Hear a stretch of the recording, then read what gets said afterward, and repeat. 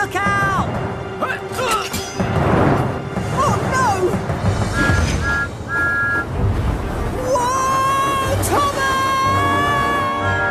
Thomas! Thomas?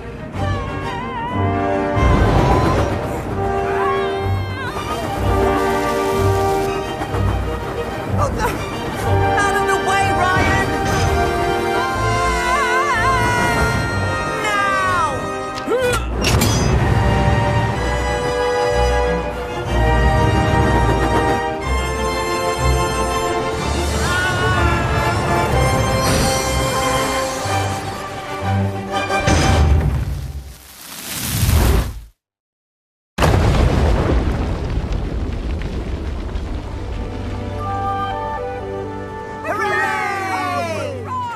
Thomas the Tank Engine! Uh-oh. What are you playing at now? I thought you could learn to be more responsible if I sent you to work here. But, sir, this time it's really not my fault. No, Thomas! I've had quite enough of your excuses. Go to your shed immediately, and you can stay there for the rest of the afternoon. And everyone else can get back to work.